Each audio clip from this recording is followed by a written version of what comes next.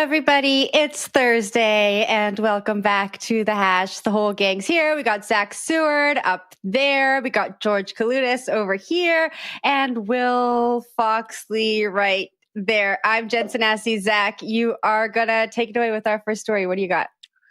All right, I got some story from our colleague Danny Nelson, reporting based on sources that Coinbase is upping its token listing game. Their CEO, Brian Armstrong, said he wanted to list, quote, every allowable crypto asset, and that is expanding because they're going to add the Solana equivalent of the ERC-20. So for those who don't know, Ethereum is the smart contract blockchain that supports a lot of these other assets, everything from George's favorite Shiba Inu to other assets like stablecoins and more are predicated on this ERC-20 standard. Now, over in Solana, they have something similar. It's called the SPL token standard. And based on sources that spoke to Danny Nelson, Coinbase is about to list SPL tokens in what would be a first in terms of listing project tokens from blockchains that are not called Ethereum. So anyway, this is an interesting little nugget suggesting that Coinbase is getting serious about its token listing mandate. And why not?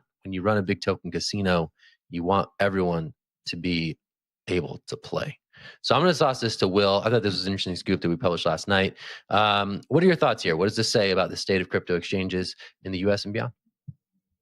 Yeah, totally. Great piece by CoinDesk and by Danny here. The interesting thing is the context. If you go back to 2015, Brian Armstrong has a nice tweet saying that every coin besides Bitcoin was a waste of time and the community and developers should only focus on Bitcoin. Here we are 6 years later. Coinbase IPO'd last year. Huge brand. Most people know about Coin and they're adding it to their regular portfolios going forward. And they're listing all these different types of tokens. Doesn't seem like it's going to stop. Solana makes a lot of money. You can make a lot of money flipping these coins. Why not just keep adding them? And that's what Coinbase seems to be doing. It is interesting looking back, though, and thinking about where Coinbase started. And they've kind of abandoned that entire mission. They just list any token they want. And you can argue if those tokens are worthwhile or not. But you can also look at the money and see the incentives there and see, like, hey, that's why they're doing it. Zach, I'll throw it up to you. One thing I really do want to add quickly is here. Danny put in a nice tweet from Brian Armstrong that they want to list every single asset where it's legal to do so, which is a pretty huge mandate. And there's thousands of different tokens out there you can list. So it's a pretty bold endeavor. I'll give it up to you, though. Yeah, I think the historical context is super interesting, right? Because Binance surged to prominence because it did this playbook. It was like, we're going to list anything and everything, and people seem to like that, right? They like the freedom of choice to trade whatever asset they wanted to trade at a time when Coinbase was very restrictive in terms of which assets it listed. I remember that, we remember whenever Coinbase would list a new token, it was a huge deal because they didn't list that many. People in the XRP army or whatever were just sort of counting down the days until XRP would be listed. It was this big hot meme. That is no longer the situation. They're very much about, hey, we want to list as many of these assets as possible as we can in a compliant fashion where we can. So it's interesting to see this. I think the thing to note, though, that is pretty interesting is that SPL tokens, I always want to say SLP because there's the AXI token, SLP, which is like something love potion. So anyway, sorry if I mix it up, sorry. But SPL tokens are still pretty small, right? Like some ERC-20 tokens are massive. They have market caps north of 10 billion. I think the biggest one that we found last night doing this story was the Serum SPL token, which is I think a decentralized exchange that sort of undergirds a lot of the projects on the Solana DeFi ecosystem. That's much smaller market cap. I forget, the circulating market cap was 300 million or something, but I have to check the story. So it is a bit prospective by Coinbase to be saying, hey, we're going to list these assets. I can't assume that people are banging down their doors to list these things, but they're saying, hey, you know what? Maybe we should get ahead of this and try to list these other ecosystem tokens beyond those that exist only in Ethereum. So interesting to see this, that they're trying to get ahead of the curve, if there is a curve coming at all. So I don't know. Interesting move if this reporting ends up being confirmed. But I'm going to toss it to George. Yeah, similar to what both you guys said, I'm pretty sure I heard in the last earnings call I listened to for Coinbase where Brian said something along the lines of, crypto used to be worth millions, and now we want to list millions of coins themselves. So it's a crazy divergence. Well, like you said, from everything else is a waste of time. Now we're here. The question I want to bring up is how many copy paste layer one SPL, or whatever Avalanche's SPL is called, are we going to see in the future, right? Is this just going to keep happening with the new layer one that pops up? Is it going to happen with Luna? Is it going to happen with AVAX? Is it going to happen with Phantom? Is this just like a playbook that's going to keep going on and on until, everyone makes money and then we're all rich? And because we're all rich, no one's rich. But I saw both y'all's hands go up. Jen, I want to hear what you have to say. I think I want to hear what Zach has to say, and then I have 2 questions.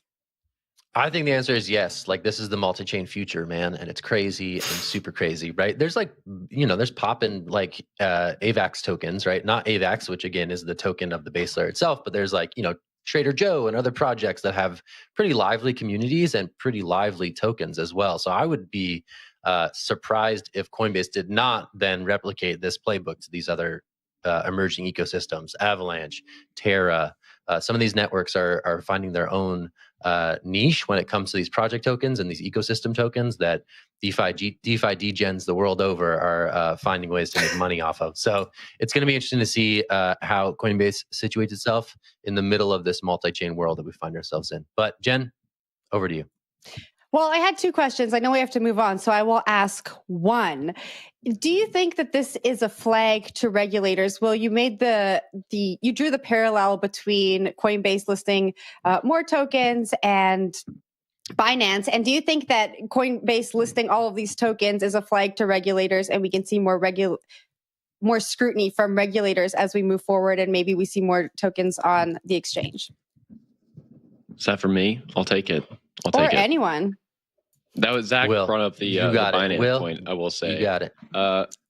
Yes, I think people will care about that in the short run. Especially somebody called Gary Gensler is definitely going to have some opinions on which tokens that Coinbase can list, because there's a lot of these tokens that do look like securities contracts, and that's why they've been pretty slow in the past. And so it's not going to just be that these token projects get taken to court by the SEC or the CFTC. It's also these exchanges that are facilitating the movement of these tokens.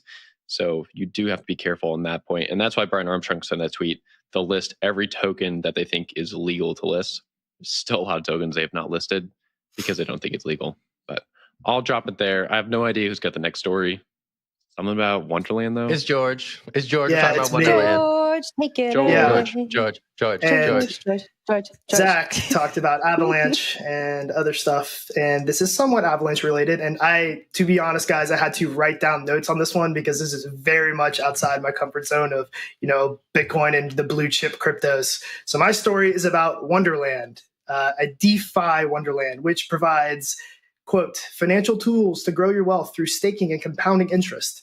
And what Wonderland is the most popular Olympus DAO or Ohm fork that issues a token called Time. And a quick look at their website shows that they're offering 83,000% interest if you stake your Time tokens. And if that sounds too good to be true, that's because it sort of is. The short idea of this is that the token itself is intentionally inflationary and then continually rebased with old users being paid by new entrants, which sounds like an incredibly exciting game of chicken played with an open Ponzi scheme, right? They're not hiding, right? They're saying that this is how this works. Anyway, it turns out that one of the 3 founders or developers that is known as Sifu, I don't know, I've only read his name, I haven't heard it spoken, was outed as the co-founder of QuadrigaCX. His name is Michael Patron.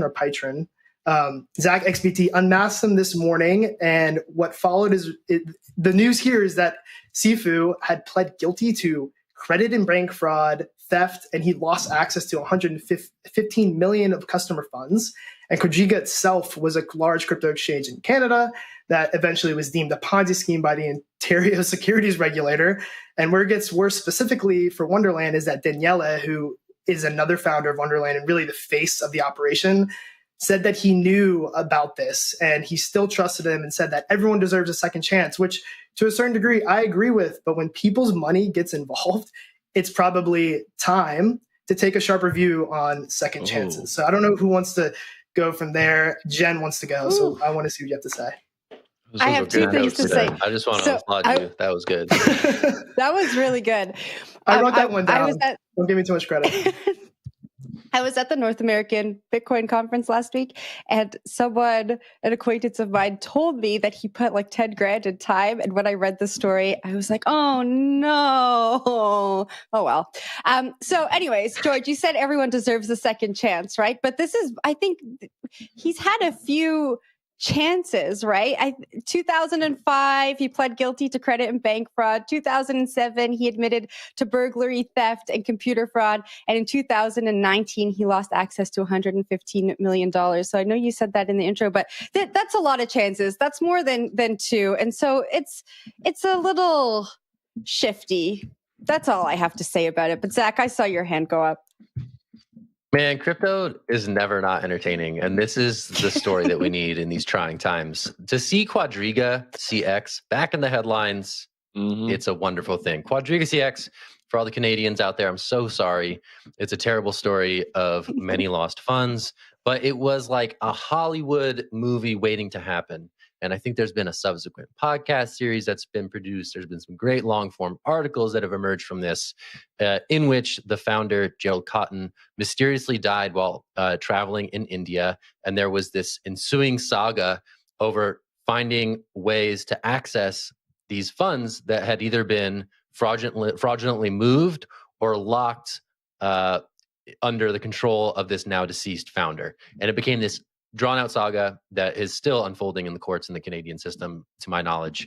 And to see that sort of the ghost of Quadriga haunt this new era of crypto, this new DeFi 2.0, Ponzi-nomics, this thing that everyone's buzzing about, to see that name pop up in the context of this time and place, wow, it was truly special to see this unfold on Twitter over the last 24 hours or so. So yeah, pretty crazy.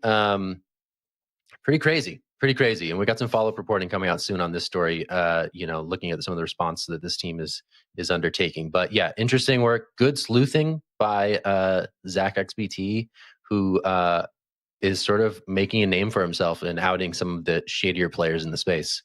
And this is a big one by him. So shout out to that reporting. Interesting to see this unfold. But yeah, I'll toss it straight to you, Will. Don't have much more to add from what you said.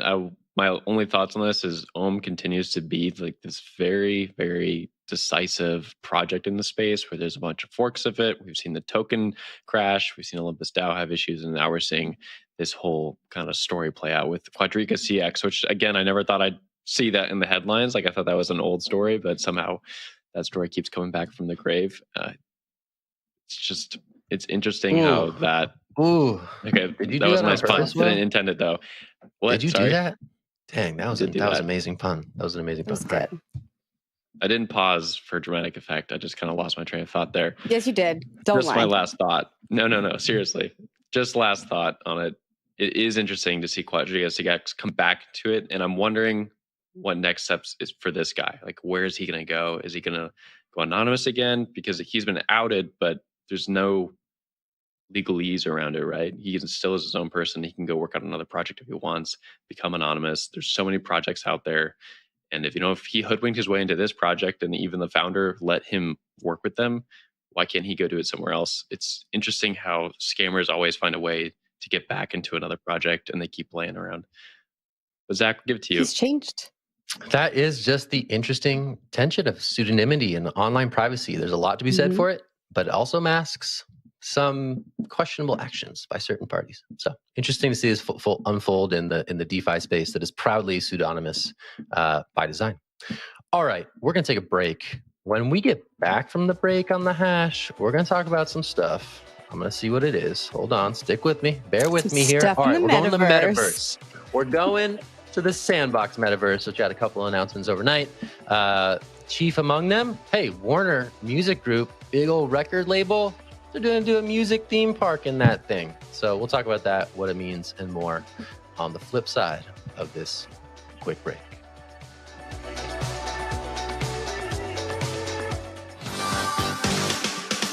Hi, I'm Christine Lee. Zach Seward. I'm Michael Casey. I'm Christy Harkin. I'm Isaiah Jackson. I'm Serena Lynn. Hey, this is Will Foxley. I'm Teresa Santos. Hi, I'm Lawrence Lewitton. Hi, I'm Doreen Wayne. I'm Nicolas Day. Hi, I'm Kevin Worth. My name is Naomi Brockwell. I'm Jordan Muthra. Hi, I'm Galen Moore. Hi, I'm Brad Count. I'm Pete Paschal. Hi, I'm Jen Sanasi. You're watching. And you are watching. And you're watching CoinDesk TV.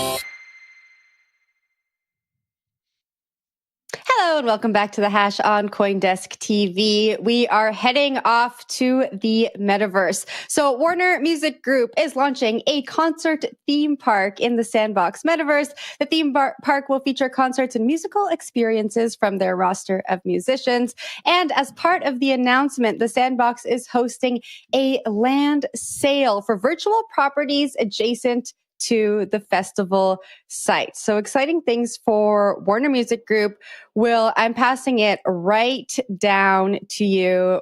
I have some thoughts on this story, but no, you got none? You want to just like bounce? This is the wrong story to pass to me. This Zach.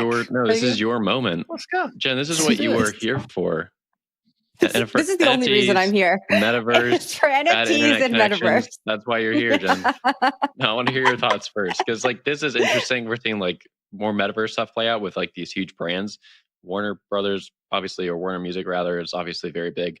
But let's get your take first, okay? Let's get your take first. Yeah. So I mean, I think this morning before we started the show, I saw on Twitter that Nike is hiring for 5 positions in the Metaverse. And I thought, like, I know we talk a lot on the show about us venturing into the Metaverse and it being really choppy and the user experience being kind of lame. And I was like, how many people are actually in the Metaverse? Like, how many people are going there for these experiences and not just one time for these kind of gimmicky, let's call them like shows or concerts. And so I did a quick Google and Roblox popped up and I was like, aha, this is not actually for us. This is for the generation growing up under us. I have a friend with two kids and tells me that those kids are always on Roblox. They ask for money that they can spend in the Roblox universe. They want to buy digital assets there. And so for all of us old people who are like, we don't really get this, this is kind of dumb, and are we ever going to get there? It's not for us. And I think the brands are doing the right thing by getting ahead of it and building for the people who are actually going to use it. But Zach, kick it off to you. The brands are definitely doing the right thing. They are rushing into this thing. They see an infinite universe of money-making potential in the Metaverse, and they are doing this thing. It's crazy. I didn't expect them all to follow suit so quickly, but Warner Music is certainly a very big music publisher, and they come attached with some big name acts. So for them to have this little activation is notable, and it's like interesting that these companies are making bets and time and money to make these things potentially work. I mean, right now it's small. Like I was in touch with a team that's built one of the more prominent casinos in the Decentraland Metaverse, and they have something like 5,000 daily active users, which is pretty huge in Web3 terms, but it's very tiny in terms of what these big brands expect when they put these marketing spends out there in the world. So it's still early days. We still have to think in sort of these Web3 user numbers, which are still small despite all the headlines that are being generated around Metaverse especially. But, it's not stopping big people from getting into this space and trying things out, which has been really interesting to see. And interesting to see which platforms they choose to build out these experiences in. Right now, sort of in the open Metaverse scene, it definitely seems to be a 2-horse race between the Sandbox and Decentraland, with some other networks, maybe like Portals in Solana, like also being a notable project to watch. George, I'm going to toss it to you though. Yeah, I'm not sure I have anything particularly productive to say about this, but I do have something that I thought was pretty funny. So in the CoinDesk article, there was a tweet that had a video in it, and it was showing, a live rave in the Metaverse. And I saw a tweet from Kobe, previously Crypto Cobain, saying something along the lines of, "Oh my goodness, I really thought this was a live video from a rave I went to in 2017, but it's not. It's the Metaverse. It looks exactly the same," which is his funny way of saying, who goes to these things? It's like a crappy video game. And at one point during the video, it's hilarious. Some dude just starts floating in the air. So it's like, so they're even allowing you to do these psychoactive drugs in the metaverse, and they're like messing with, your perception is hilarious. Nothing productive there other than I thought it was pretty funny. Jen, please respond to that. Well, first of all, when you say who goes to the raves in the metaverse, Zach Seward went to. I did not go to the raves in the metaverse. Don't Jen the rave girl. You went, yeah. Fake news. I do have. Yeah, this video is hilarious. I laughed at it as well, George. I do have a thought that I guess I will continue to ponder. Just as Quentin Tarantino's Pulp Fiction contract came up when it came to the release of his NFT, I think we're going to see some precedent-setting lawsuits when it comes to musicians and artists operating in the metaverse, because the metaverse wasn't covered in the contracts that they've signed with these record labels. The record labels are now getting into metaverses. Warner Music Group is getting into the sandbox. What happens if one of their artists wants to do a concert in Decentraland? I'm sure we're going to see some kind of precedent-setting lawsuits when it comes to artists operating in the metaverse, and it will be an interesting time ahead, but I will leave it at that. Is there a difference between having a concert in the metaverse versus having a concert on like Instagram Live? Just sort of my take there. This gets back to Zach's thing, right? What is metaverse? What is the metaverse? I mean, I think there is a difference. I think there is. George, you got to get in there. Topic. It's a more immersive experience, right? You're like, you're interacting in space in the internet in a way that you are. You're not plugging me in, man. You won't plug me into the Matrix. I'm plugging you in, dude. I'm plugging you in. Yeah, you're going. No, we're all going in. It's interactive. It's immersive. It's not just looking at the screen. It's navigating. It's moving. It's weird. Anyway, try it out. It's like the real world, except not real. It's like the real world, but like way worse. So yeah. Okay. Let's move on from this to Amazon. Let's talk about Amazon. Amazon is buying I'm just kidding. They're not buying Bitcoin, but Amazon. Zach was so worried about that. He's like, no, don't do that. This is not what this is about. Amazon Marketplace is a place you can list your own business and kind of create different products and sell through Amazon's framework for a market. And one of those providers is enabling crypto connections. So if you want to purchase goods with crypto, you can do that through this company called Elevate Brands. Pretty interesting that they're kind of teaming up with Coinbase to be able to do this. Again, thing to note, Amazon is not buying Bitcoin and they are not allowing you to buy things with Bitcoin, but a subcontractor on their marketplace is enabling you to purchase certain things with certain cryptos through an integration with Coinbase. Headline here, it's just interesting to see that people want to use crypto to purchase things. And I wish Naomi was here because it's something we always yell at each other about. But people do want to use crypto to pay for things. And that's happening here more and more. And it's kind of like an up-down thing, right? So if Amazon was going in and just allowing you to purchase things with crypto, which they're not doing here, but if they did, that'd be a very top-down approach. Here we're seeing a bottom-up approach where a brand has had like some feedback from people on if you want to purchase things in crypto, and now they're enabling it through Coinbase. Zach, I'm going to throw this one up to you. I think like a lot of these stories can be just kind of like thrown under the rug, not important to a lot of people, but they do matter because it kind of shows you where consumer sentiment is. Yeah, this story was like super confusing to me, and I came at it a different way and I have a different understanding. I don't know which is correct, but my understanding is that there is this sort of like sub-economy of people who sell stuff on Amazon. And this company is saying, yo, if you want to get acquired by Amazon proper or something, we will facilitate that acquisition payment through crypto, through Coinbase. So it's sort of like this weird multi-layered thing that I couldn't quite wrap my head around in terms of significance. But I think that's what's happening. I don't think it's actually about purchasing stuff. I think it's about little e-commerce vendors being acquired and then having their acquisition proceeds paid out in crypto through Coinbase, I think. I also read it that way. Well, I could just be stupid today. But George, hey, we can't read now. It's okay. That's why we're here. I couldn't even read. We're a team. At least I didn't say Amazon was buying Bitcoin. Together. That's all that matters. Yeah. Actually, no, that's what the story is about. It's about the meme of Amazon buying Bitcoin, because that's a good meme. It's been around for a long time, and you see it trotted out every once in a while, and people get excited. But you were right. You're right to ground it in that. So good stuff.